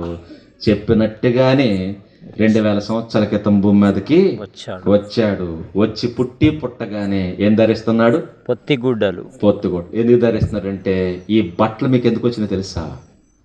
పాపం వలన వచ్చిన బట్టలు. ఎందుకు వచ్చినాయి అంటే పోయింది మహిమ, వచ్చింది బట్ట. ఈ బట్టలు తీసి మీరు పోగొట్టుకున్న మహిమనివ్వడానికి నేను ఈ పశువుల తొట్లో పడుకుంటున్నాను. నేను ఎందుకు వచ్చాను? పరమాత్ముడినైన నేను, పరమదేవుడినైన నేను ఎందుకు ఈ భూమి మీదకి వచ్చానంటే మీ ఒంటి మీదకి వచ్చిన ఈ దరిద్రాన్ని తీసి మీరు పోగొట్టుకున్న మహిమనివ్వడానికి భూమి మీదకి వచ్చాను అని చెప్పడానికి అక్కడ పొత్తుగొడ్లు చదువుతున్నాడు. ఇప్పుడు చెప్పండి, పొత్తుగొడ్లు ఎంత చెప్పాయి? పొత్తుగొడ్ల చరిత్ర ఎంత ఉంది? ఇంకా అవలా, ఇంకా ఉంది, కంగారు పడక. ఎంత చరిత్ర ఉంది. విన్నారా క్రిస్మస్ మెసేజ్? ఇది క్రిస్మస్ మెసేజ్. పొత్తుగొడ్లకి ఎంత ఉంది? పశువుల దొడ్డి దగ్గరికి వెళ్తే దానికి ఇంకో 2 రోజులు ఆడుతుంది. కాబట్టి మాకంతా తెలిసిపోయింది అనుకోకండి, పెద్ద పండితుల్లాగాను. వాక్యం దగ్గర మనం చచ్చేదాకా నేర్చుకున్న 0.1% కూడా మనకి తెలియదు. కాబట్టి వాక్యం అంత గొప్పది, వాక్యం అంత గొప్ప. అందుకే ఈ దరిద్రం ఎందుకు వచ్చిందంటే ఇది పాపం వలన వచ్చిన వస్త్రాలు, పాపపు వస్త్రాలు. అందుకే ఆ రోజు పాపం చేయడం బట్టి ఒక ప్రపంచం పుట్టింది. ఏ ప్రపంచం? వస్త్ర ప్రపంచం. ఈ 4 రోజులు దగదగ మెరిసిపోద్ది. ఏంటది? వస్త్ర ప్రపంచం. వెళ్ళాను కూడా దారంట, రండి రండి రండి, ఎక్కడికి రండి? మా షాపులోకి రండి. ఎందుకు? 50% ఆఫర్ అంటాడు, డిస్కౌంట్. లోపలికి వెళ్తే 100% ఖాళీ అయిపోతాం. జోబు ఖాళీ, కార్డులు ఖాళీ, అన్నీ ఖాళీ. ఇప్పుడు చెప్పండి, బట్టలు కొనుక్కోవడం బాధ కాదా? బాధేనా? 1000 రూపాయలు ఖర్చు పెట్టాలి, 1000 రూపాయలు. ఇంకా చెప్పాలంటే మనకి ఈ మధ్యకాలం డబ్బులు ఆడుతున్నాయి అందరికీ. అందుకే పెద్ద నొప్పి ఏం తెలియట్లేదు. ఒకప్పుడు మన తాత ముత్తాతలు అయితే వాళ్ళు పండగ వస్తుందంటే గుండ్లు హడలిపోయేవాళ్ళు. ఎందుకంటే పండగ వస్తుందంటే ఏం కొనాలి? ఎందుకంటే వాళ్ళ పనికి వెళ్తే ₹1 ఇచ్చేవారు. ఆ ₹1 తినడానికే సరిపోయేది కాదు, బట్టలు ఎక్కడ కొనాలని చెప్పి తల తాకడి పెట్టి, అయ్యా మా పిల్లలు బట్టలు కొనాలని చెప్పి ఎవరికొంత డబ్బులు తెచ్చి సంవత్సరం పాటు పాలితనం చేసేవారు ఆ బట్టల కోసం. ఇప్పుడు చెప్పండి, ఒక జీవితం సంవత్సరం తాకట్టెట్టారు దేనికి? బట్టల కోసం. జీవితాలు తాకట్లు పెట్టారు దీనికోసమే, బట్టల కోసం. చివరికి దొంగతనాలు చేశారు, దొంగతనాలు, బట్టల కోసం దొంగతనాలు చేశారు. అందుకే మీరు ఆలోచిస్తే ఆకాను దొంగతనం ఏం చేశాడు? సీనారు వస్త్రాన్ని దొంగతనం చేశాడు. అంటే వస్త్రం వాళ్ళని ఎలా దిగజార్చేసింది చూడండి. సమరేడు ఉపమానం తెలుసుగా మనకి, ప్రభు చెప్పిన ఉపమానం సమరేడు ఉపమానం. సమరేడు ఉపమానంలో మీరు గమనించండి, అతను కొట్టేశారట. వస్త్రాలు కొట్టేసి ఏం పట్టుకెళ్ళిపోయారు? వస్త్రాలను అతని బట్టలు ఎత్తుకుపోయారు. అంటే బట్టలు వేసుకున్నవాడు రోడ్డు అంటే వెళుతుంటే దాన్ని చూసిన వాడు ఆ రోజు ఏం దోచుకుపోయాడు తెలుసా? డబ్బులు కాదు, ఏంటి? బట్టలు దోచుకెళ్ళిపోయాడు. అంటే బట్టలు ఎలాంటి స్థితికి వచ్చింది తెలుసా? ఆ బట్టల కోసం కన్నాలు వేశారు, ఆ బట్టల కోసం దోపిడీలు చేశారు, ఆ బట్టల కోసం హత్యలు చేశారు. ఆ బట్టల వల్ల శాపాన్ని తెచ్చుకున్నారు. అంతగా ఇమిడిపోయింది. ఇది బట్టల చరిత్ర. ఇప్పుడు చెప్పండి, ఈ బట్టలు మనకి సుఖాన్ని తెచ్చినాయా, సంతోషాన్ని తెచ్చినాయా, బాధను తెచ్చినాయా? బాధ. ఏంటా బాధ అంటే కొనుక్కోవడం ఒక బాధ అయితే వేసుకోవడం బాధ కదా? లేదంటే బాగానే ఉందనుకుంటారు మీరు అందరూ.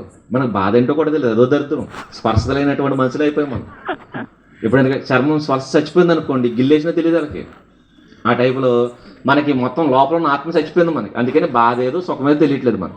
మీరు ఆలోచించండి, బయట ఫంక్షన్కి కానీ పెళ్ళికి కానీ వెళ్తున్నారు అనుకోండి, లేదా ప్రార్థనకు వస్తున్నారు అనుకోండి, బీరువాల నుంచి ఒక చీర తీస్తాం. చీర తీసి ఏం చేస్తారు? కడతారు, రెడీ అవుతారు.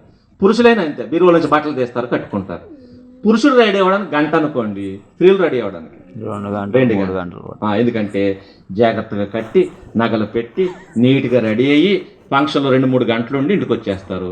సరే, చీర చాలా బాగుంది, వీడు సూటు బూట్ వేసాడు, సూటు బూట్ చాలా బాగుంది, అన్నీ వేసుకుని బాగానే ఉన్నారు. ఇంటికి వచ్చిన తర్వాత బట్టలు భలే ఉన్నాయి, నా బట్టలతో పడుకుంటారా? పడుకోరు. బాగానే చూడండి, కట్టడానికి 2 గంటలు అట్టింది కదా, వచ్చి ఇంటికి వచ్చిన తర్వాత టకటక్ గబగబా వస్తారండి. వచ్చి పరా పీకేస్తారు. పీకేసి అక్కడ అడేసి, ఆడవాళ్ళు అనుకోండి పైనుంచి కింద కోటి ఉంటుంది. ఏంటది? నైటీ. అది వేసుకుని అమ్మయ్య దరిద్రం అయిపోయింది అనుకుంటారు. చీర బాగానే ఉంది, ఉంచుకోరాదు అంటే బాగానే ఉంటుంది, కానీ వేసుకుంటే తెలుస్తుంది నొప్పి ఏంటో అని. పురుషుడు అనుకోండి, సాక్సులు బయట తీసేస్తాడు. ఇంట్లోకి వచ్చిన తర్వాత సూటు బూటు తీసి పక్కన వేసి ఇంత నెక్రోటేషన్ అవుతాడు ఆదిమానం వాళ్ళ, బయట వేసుకుని వచ్చి అమ్మయ్య అనుకుంటాడు. ఏమరా జీన్స్ ప్యాంట్ బాగానే ఉంది, ఉంచుకోరాదు అంటే అస్సలు. ఎందుకు అంటే ఉంచుకోలేము. ఆ నెక్కరైనా ఎందుకు ఉంచుకున్నాడంటే అది కూడా వేసుకోకపోతే రాళ్ళెట్టు కొట్టేస్తారు. అందుకనే ఆ నెక్కరాన్ని ఉంచుకోండి, లేదనుకోండి అది కూడా ఉంచరు. ఎందుకంటే ఇది మనకు కంఫర్ట్ కాదు.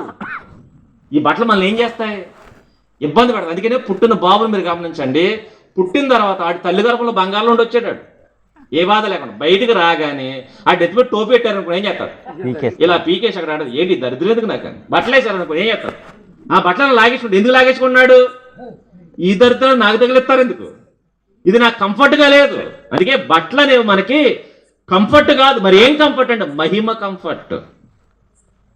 మనకి మహిమ కంఫర్ట్. మీరు ఆలోచించండి, ఆ మహిమ ఉంటే మనకి ఏ ప్రాబ్లం ఉండదు. ఇక చెప్పాలంటే మహిమ ఉంటే మనం వాన్లోకి వెళ్ళినా తడిసిపోము, ఎండలోకి వెళ్ళినా అలసిపోము, చల్లోకి వెళ్ళినా జలుబు చేయదు. ఇప్పుడు చెప్పండి, ఎండాకాలం లైట్ బట్టలు వేసుకోవాలట, నెత్తి మీద గొడుగేసుకోవాలట.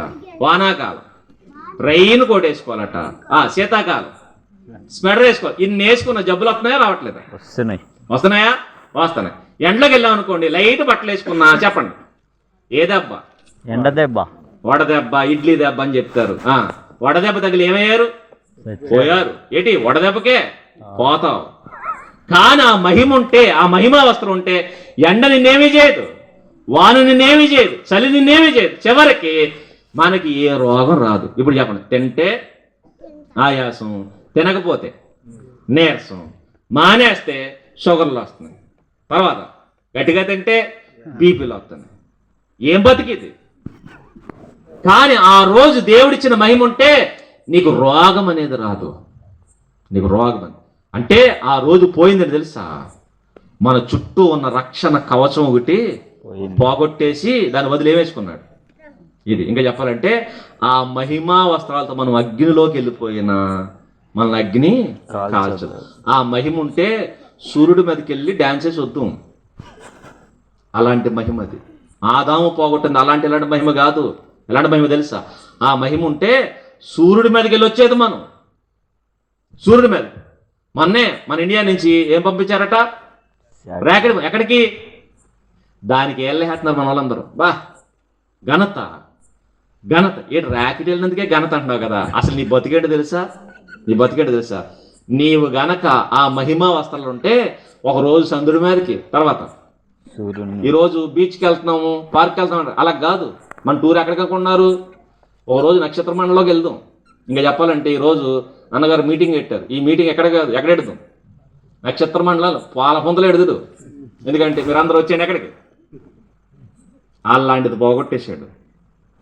పోగొట్టింది చిన్నది కాదు. అది ఉంటే నక్షత్రాల్లోకి వెళ్ళిపోవచ్చు, అది ఉంటే గ్రహాల్లోకి వెళ్ళిపోవచ్చు, అది ఉంటే ఏది అక్కర్లేదు. పైగా విత్ ఇన్ సెకండ్స్లో వెళ్ళిపోవచ్చు, విత్ ఇన్ సెకండ్స్. అందుకే పోగొట్టింది ఏంటో ప్రభువు చూపించాడు. ఎలాంటిది పోగొట్టాడో చూపించిన మాట మీరు గమనించండి. మత్తయి సువార్త 17వ అధ్యాయం, మత్తయి గారు రాసిన సువార్త 17వ అధ్యాయం మొదటి వచనం నుంచి రాయబడుతున్న మాట చూడండి. ఎలాంటి మహిమను పోగొట్టేశాడు, ఎలాంటి బతుకును పోగొట్టేశాడు చెప్తుంటాడు అక్కడ. 6 దినములైన తర్వాత యేసు పేతురును, యాకోబును, అతని సహోదరుడైన యోహాను వెంటబెట్టుకుని ఎత్తైన ఒక కొండ మీదకి ఏకాంతముగా పోయి వారి ఎదుట రూపాంతరం చెంది, రూపాంతరం పొందినట్టు. ఏ అంతరం? అంటే రూపానికి అవతలున్న ఆ ఆరా ఏంటో చూపిస్తున్నాడు. రూపానికి ముందు ఉన్నటువంటి ఆ స్థితి ఏంటో చూపిస్తున్నాడు. అందుకే తన చుట్టూ ఉన్న ఆరా ఏంటో, ఆదాము పోగొట్టిన ఆ ఆరా ఏంటో చూపిస్తున్నాడు. రూపాంతరం పొందడట. ఆ రూపం చుట్టూ ఉండే ఆరా చూపిస్తాడు. అది ఎలా ఉంటుందంటే చూడండి, ఏదేంలో ఆదాం బతికిది, ఆయన ముఖము సూర్యునిలా ప్రకాశింది. చెప్పండి ఎలా ఉందట? అంటే ఏదేం తోటలో ఆదాం ముఖం ఎలా ఉండేది? సూర్యునిలా. ఒకవేళ పాపం చేయకపోతే మన ముఖాలు కూడా ఎలా ఉన్నాం? అలాగే సూర్యుని వలె ప్రకాశం. ఇప్పుడు చెప్పండి, మన ముఖాలు ఎలా ఉన్నాయి? చెప్పండి, సూర్యునిలో ఉన్నాయా? మరి ఎలా ఉన్నాయి?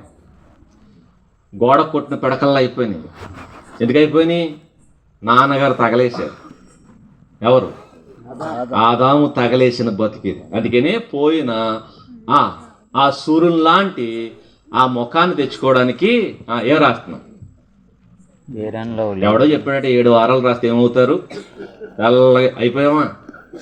అవలా 7 కాదు 70 ఏళ్ళు రాసినా ఆ ముఖాలు అలాగే ఉన్నాయి. ఎందుకు రాదు? కానీ ఒకనాడు ప్రభు ఇచ్చిన ముఖం కనుకుంటే మన ముఖం ఏ రాయక్కర్లేదు, ఫెయిర్ అండ్ లవ్లీ రాయక్కర్లేదు, పౌడర్లు పుయ్యక్కర్లేదు. ఇంకా చెప్పాలంటే స్నానం కూడా చేయక్కర్లేదు. అలాంటి బతికిచ్చాడు. మరి ఇప్పుడు స్నానం చేయకపోతే ఇంట్లోంచి మెడపెట్టి గంటేస్తారు బయటికి. ముఖం కడగకపోతే మన ముఖాన్ని మనమే చూసుకో. ఇలా అయిపోయింది బతుకు. కానీ ఆ రోజు సూర్యుని లాంటి ప్రకాశించే ముఖాన్ని ఇచ్చాడు. ఆ తేజస్సు చూడండి ఎలా ఉంది. సూర్యుని లాంటి ముఖం అట ప్రకాశించాడు. ఆయన వస్త్రములు వెలుగు వలె తెల్ల. ఎలా? వెలుగు వలె. వస్త్రాలు వెలుగులా మారిపోయినాడు. అంటే వెలుగే వస్త్రం కనబడుతుంది. మరి ఇప్పుడు ఉన్న వెలుగులు పోతే ఎవడొచ్చి అంటున్నాడు, ఏంటది? అవాక్కయ్యారా అన్నాడు. నిజమా? ఏంటి ఏ తెల్లదానం? అవాక్కయ్య. నిజంగానే అవాక్ అవుతున్నారంటే అవాక్ అవుతాం. ఎప్పుడు ఉన్న తెల్లదానం కూడా పోతుంది ఆ సర్పేసి ఉతికితే. అందుకు అవాక్ అవుతున్నాం. ఆడంటాడు మరక మంచిదే. మంచిదా? ఉతికితే తెలుస్తుంది నొప్పి ఏంటో ఉతికితే. కానీ మీరు గమనించండి, ఈరోజు మీకు వాషింగ్ మిషన్ వచ్చేసింది. ఎందుకంటే ఏ తల్లి ప్రార్థన చేసిందో తెలియదు, కానీ ఆ తల్లి ప్రార్థన దేవుడు ఆలకించి చెప్పండి ఏమిచ్చాడు? ఇవ్వకపోయి ఉంటే ఒకప్పుడు సాయంత్రం నానబెట్టి తెల్లారి పొద్దున్న ఉడకబెట్టి మధ్యాహ్నం తీసుకెళ్లి కాళ్ళలో బండకేసి చెతక్కొట్టి ఎలా ఉస్సు ఉస్సు ఉస్సు అని చెప్పి బాది మళ్ళీ పెండడానికి ఆ శివరొకలు ఈ శివరొకలు పట్టుకుని పెండమని చెప్పి అది మెలెట్టేటప్పుడు ఏళ్ళు మెలడిపోయేవారు. ఎందుకు? సరిగ్గా పెండకపోతే సాయంత్రానికి ఆరదు, ఆరకపోతే అదో దరిద్రం కంపు. అందుకని ఆరాలంటే ఏం చేయాలి?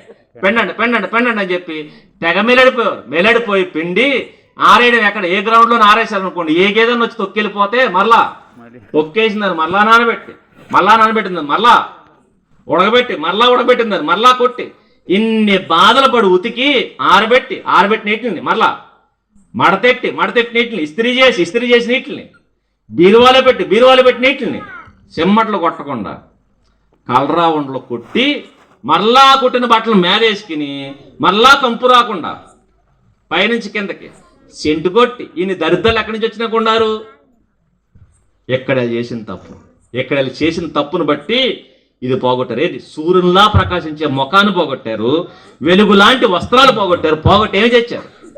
ఇలాంటి భయంకరమైన బతుకుని తెచ్చారు. ఈ బతుకును తీసేయడానికి ప్రభువు కిందకి దిగొచ్చి అంటున్నాడు, నేను వచ్చేసాను, ఇక మీద ఈ బట్టల బాధ మీకు ఉండదు. నేనేమిస్తాను? మహిమా వస్త్రం. ఈ వస్త్రాలు తీసి చెప్పండి, మహిమా వస్త్రాలు మీకు ధరింపజేస్తాను అని చెప్పడానికి ఆ రోజు పుట్టగానే పొత్తుగొడ్లు చుట్టుకున్నాడు. తిరిగి లేవగానే నారబట్టలు అక్కడే వదిలేసి చూపిస్తుంది. ఎందుకంటే ఇక మీదటి బట్టల బాధ పోయింది. ఏమొచ్చింది మీకు? మహిమ వచ్చింది. మహిమా వస్త్రాలు మీకు వచ్చినాయని లేచిన తర్వాత 40 రోజులు కనబడేట ప్రభు ఎవరికి? శిష్యులు. చూడండి, పుట్టిన కాడి నుంచి సిలువెక్కేంత వరకు తిరిగి లేచేంత వరకు ఆయన ఒంటి చుట్టూ బట్టలు ఉన్నాయి. ఆయన కూడా మనలాగా బట్టలు ధరించాడు, ఆయన కూడా మనలాగా బట్టలు వేసుకున్నాడు. కానీ ఎప్పుడైతే తిరిగి లేచాడో బట్టలు అక్కడే వదిలేసి 40 రోజులు కనబడ్డాడు. ఇప్పుడు చెప్పండి, బట్టలతో కనబడ్డాడా? మహిమతో కనబడ్డాడు.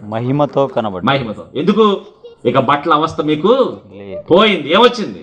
మహిమ వచ్చింది. అందుకనే లాజర్ లేపినప్పుడు లాజర్ పేత వస్త్రాలతో వచ్చాడు. ఎందుకంటే అప్పటికి ప్రభు ఇంకా చనిపోలేదు కాబట్టి లాజరు పేత వస్త్రాలతో వచ్చాడు. కానీ ప్రభు చనిపోయిన తర్వాత ఏం జరుగుతుందో చూడండి.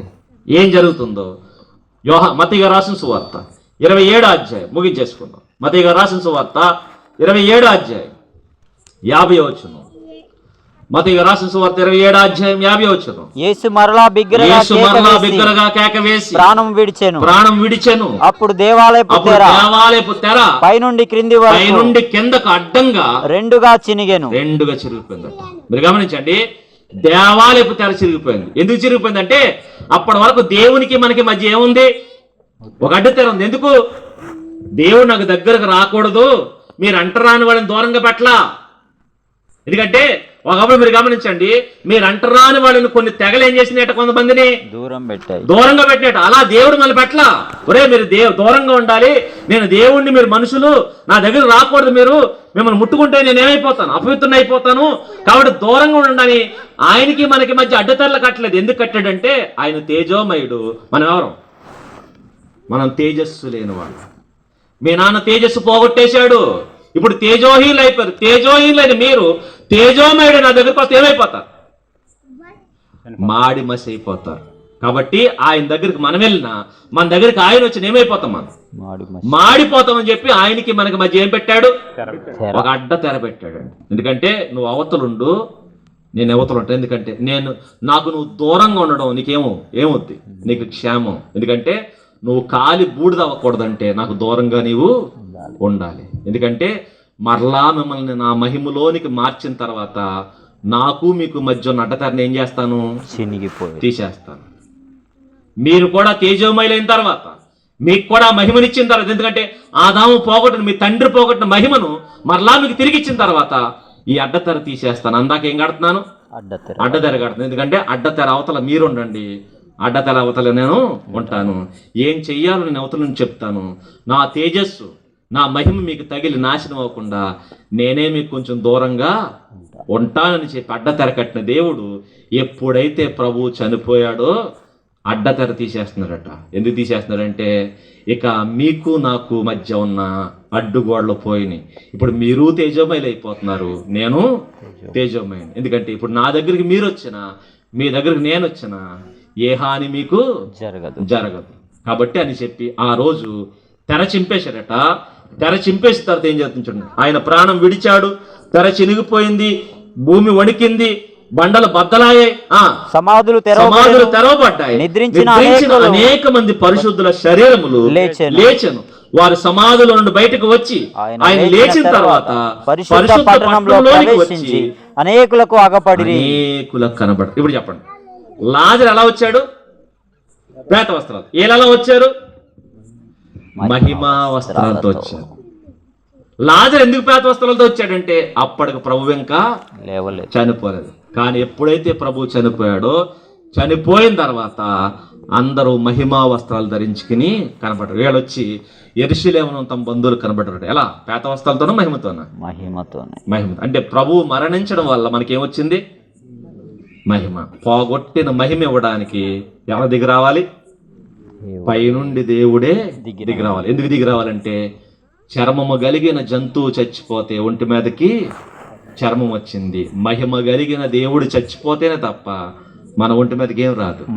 మహిమ అంటే ఆయన మరణించి జంతువు చచ్చిపోయి తన చర్మం మనకిచ్చింది, లేదా జంతువు చచ్చిపోయి తన చర్మం ఆదాముకిచ్చింది.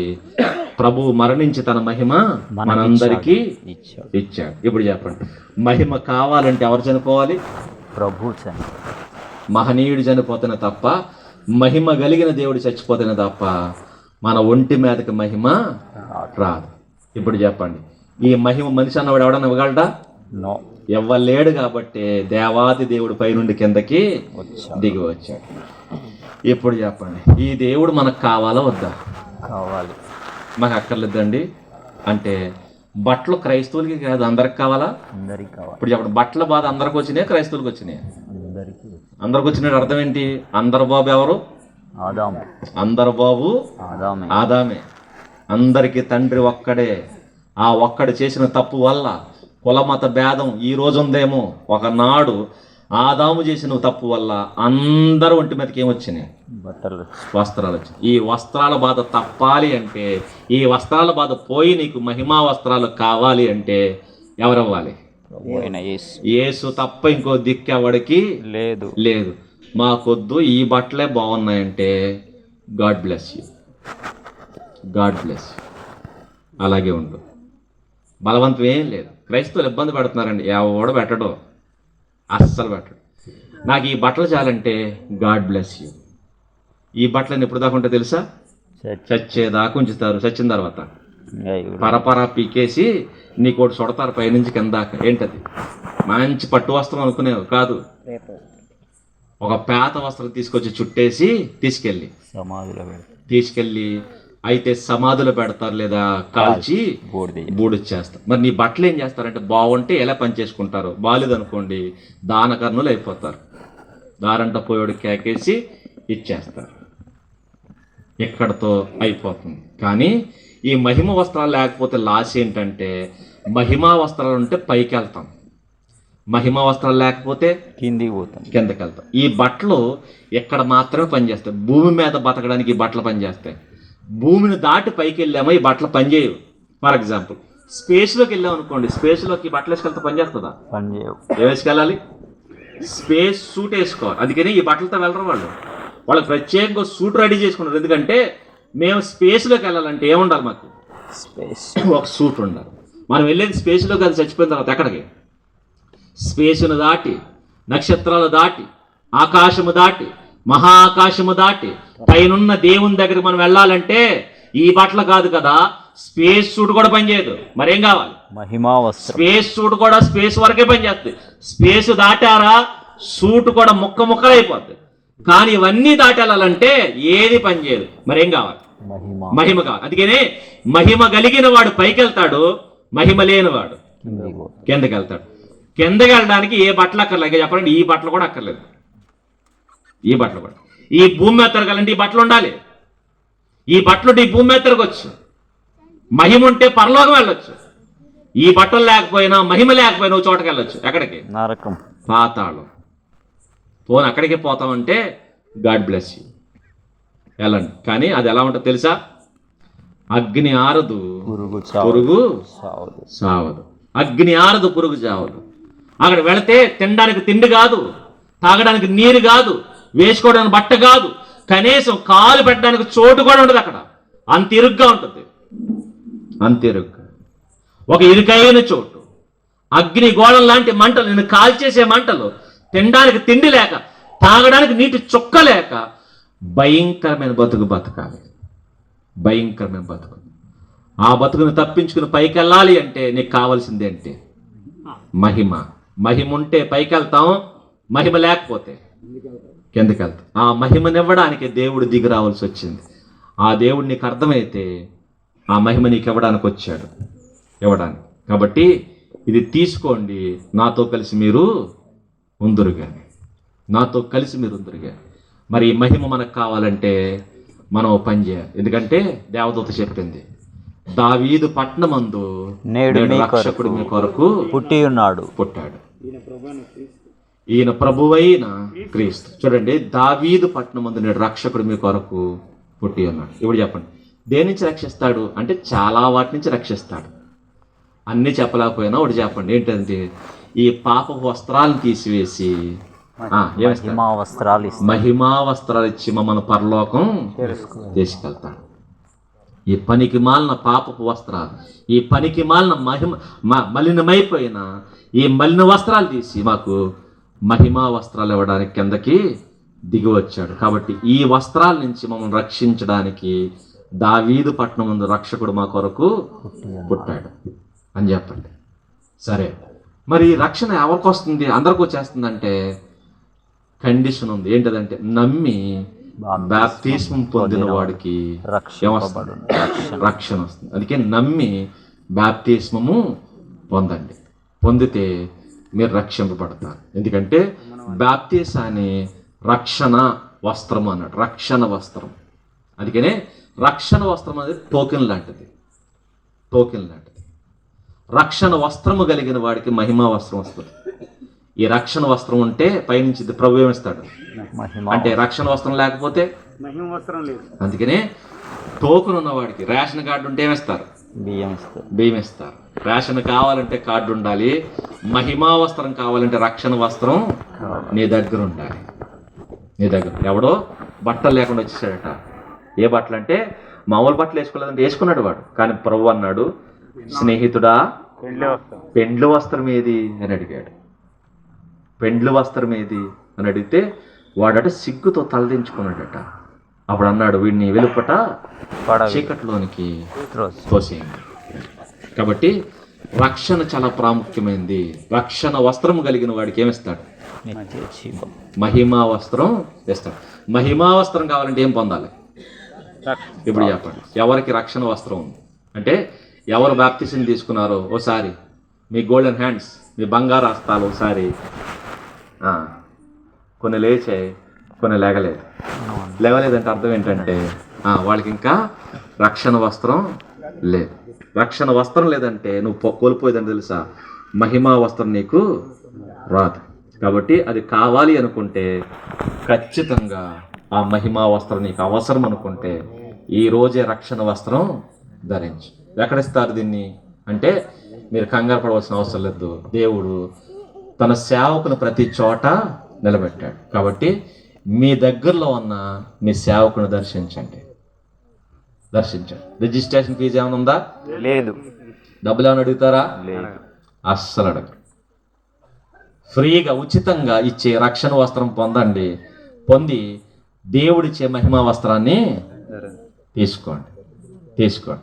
మాకు అక్కర్లేదండి, మేము ఎలాగే బతికి ఎలాగే చచ్చిపోతామంటే మరొకసారి మీ అందరికీ గాడ్ బ్లెస్ యూ.